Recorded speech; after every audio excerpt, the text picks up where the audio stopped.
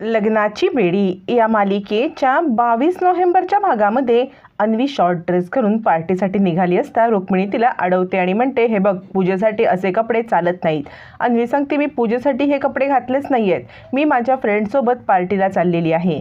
ऋतुराज म्हणतो, हे बघ, मी तुमच्या दोघींच्या मध्ये कधी बोलत नाही, पण राखी असती तर तिला हे असं आवडलं असतं का? यावरती लगेचच इकडे आता अन्वी सांगते, माझी आई जर इथे असती ना तर तुमच्यासोबत मला राहायची वेळच आली नसती.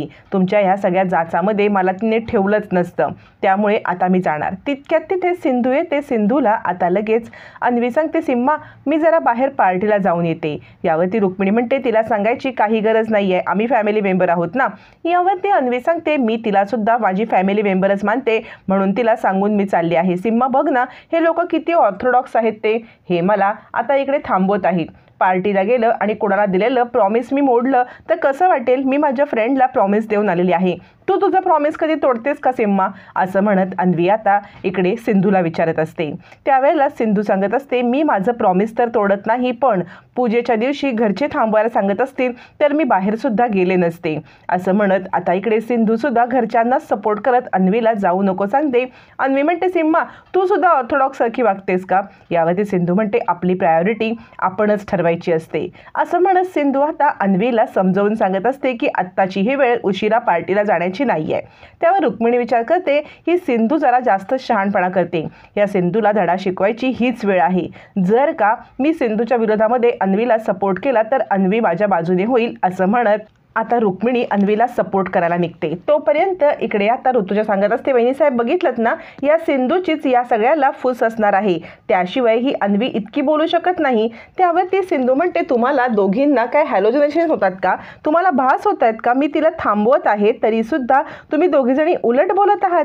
याच्यावरती आता इकडे मधू म्हणते, तुम्ही ना हे तुमचं भांडण काय करायचं ते करा, पण मुलांसमोर ह्या अशा गोष्टी करू नका, कारण नंतर मला विनू काही प्रश्न विचारत असतो की तुम्ही डॉक्टर आंटीला पहिल्यापासून ओळखता का? यावरती सिंधू म्हणते, एक्झॅक्टली, मला सुद्धा सावी असे प्रश्न विचारत असते, त्यामुळे जरा लहान मुलांसमोर बोलताना जपून बोलत जा. याच्यावरती अन्वी सांगते, तुम्ही कॅरी करा, मला इथून निघायलाच पाहिजे. सिंधू सांगते, अन्वी, असं करू नकोस. ऋतुराज म्हणतो, इतक्या रात्री तुला बाहेर जाता येणार नाही अन्वी. अन्वी म्हणते, हॅलो, माझ्या मित्रांच्या पार्टीला मी जाणार म्हणजे जाणार, कारण त्या मित्रांना इकडे बोलवलं तर ह्या आजीला आवडणार आहे का?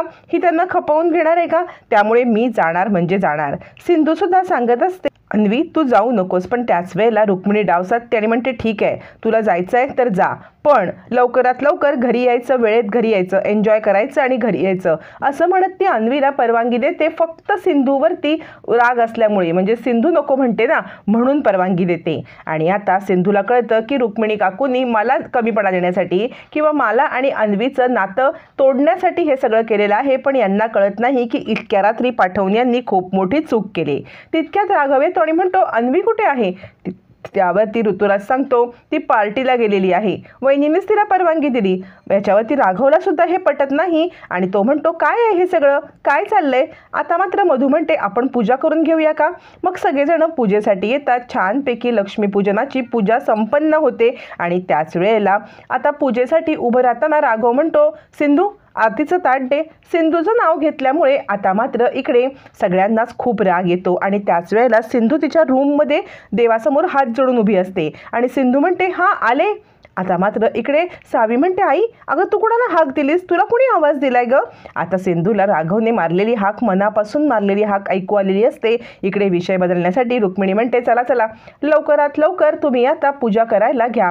असं म्हणत आता रुक्मिणी विषय बदलते आणि पूजा करायला सांगते. त्याच वेळेला पूजा सुरू तर होते, पण आता सिंधूला मारलेली हाक ही आता सगळ्यांनाच कळलेली असते. ऋतुजा आता इकडे रेश्माला इशारा करते, बघ बघ, अजूनही राघवच्या मनामध्ये सिंधूचं स्थान कोणी घेऊच शकलं नाही. तोपर्यंत राघवला DIG साहेबांचा कॉल येतो. रुक्मिणी सांगत असते, आता नाही उचलायचं कॉल, आता पूजा करून घे आणि त्यानंतरच कॉल उचल. याच्यावरती राघव म्हणतो, महत्त्वाचा कॉल आहे, कारण DIG साहेबांचा कॉल आहे, काहीतरी इमर्जन्सी असेल. असं म्हणत राघव कॉल उचलतो. राघव कॉल उचलतो आणि त्याच वेळेला DIG साहेबांनी त्याला खूप मोठ्या मिशनवरती, म्हणजेच पार्टी चालली आहे आणि ड्रग्सचं तिकडे सगळीकडे जंजाळ पसरले, त्या ठिकाणी रेड टाकण्यासाठी सांगितलेलं असतं. आता ही तीच पार्टी असते ज्या पार्टीला आता अन्वी गेलेली असते. राजश्री म्हणते आपण पूजा करून घेऊया. मग सगळेजण पूजा करतात. तोपर्यंत इकडे आता सिंधू सावी म्हणत असते, आई तू अशी का ग दचकलीस, काय झालं होतं असं म्हणत आता इकडे सावीला सिंधू सांगते चल आपण पूजा करूया. तोपर्यंत अन्वी पार्टीमध्ये पोहोचलेली असते. तिच्या मैत्रिणीला कॉल करते आणि म्हणते ही इकडची पार्टी जरा काहीतरी विचित्रच वाटत आहे हो, मला कळत नाहीये नक्की या पार्टीमध्ये काय चाललंय. याच्यावरती आता तिची मैत्रीण सांगते तू काळजी करू नकोस, तिथे माझा एक मित्र आहे ना तो तुला हेल्प करेल. आता तो येतो आणि तो सांगतो हाय असं म्हणत तो आता अन्वीसोबत ओळख करतो. अन्वी सांगते शशांक ना तू, म्हणजे मला पोर्टफोलिओ करायचा आहे, 50,000 रुपये पाहिजेत मला माहिती आहे, पण माझ्याकडे तेवढी रक्कम सध्या तरी अजून नाही आहे, मी ती रक्कम जमवण्याचा प्रयत्न करते. यावर शशांक सांगतो ठीक आहे, पैशाचा काही विषय काढला का, आता आपण सध्या तुझे 1-2 फोटो क्लिक करूया, म्हणजे तुझा बेस्ट फोटो मला कळले ना की मला तुझ्यासोबत पोर्टफोलिओ करायला बरं जाईल. यावरती अन्वी म्हणते ठीक आहे इथे करूया का, कारण मी बाकी माझे ड्रेस वगैरे काही कॅरी नाही केले. शशांक म्हणतो हो जस्ट आपण 2 फोटो क्लिक करूया आणि नंतर काय करायचं ते बघूया. तेवढ्यात तिथे एक मुलगी येते आणि ती सांगते हो शशांकने ज्या ज्या मुलींचे फोटो काढलेत ना त्या मुली सुपरस्टार झालेल्या आहेत. अन्वी विचार करते इथलं वातावरण मला बरोबर तर वाटत नाहीये, इथे एक क्षण सुद्धा थांबू नये असं वाटतंय, पण तरी सुद्धा मला इथे थांबावं लागेल, कारण याचा मूड जर गेला तर हा माझा पोर्टफोलिओ करणार नाही आणि मला कायमचं या सगळ्याला मुकावं लागेल. म्हणून आता इच्छा नसताना सुद्धा अन्वी त्या पार्टीमध्ये थांबण्यासाठी तयार होते. तोपर्यंत इकडे आता शशांक तिच्या हातामध्ये एक पुडी देतो. आता ती पुडी एकदम विचित्र काहीतरी असते. अन्वी म्हणते नाही नाही मला या सगळ्याची काही सवय नाही आहे. शशांक म्हणतो चिल, अगं असं काही नाही, होईल तुला सवय. अन्वी म्हणते नाही म्हणजे मी पार्टीमध्ये थोडा वेळ थांबू शकते, पण हे वगैरे नको. तोपर्यंत इकडे आता राघव मिशनवरती निघालेला असतो. त्याला त्याच हॉटेलमध्ये रेड टाकण्याचं मिशन आलेलं असतं. आता फोनवर बोलत बोलत राघव आता सगळ्यासाठी तयार होतो. बाहेर येतो आता त्याची आरती करण्यासाठी. इकडे मधू आलेली असते.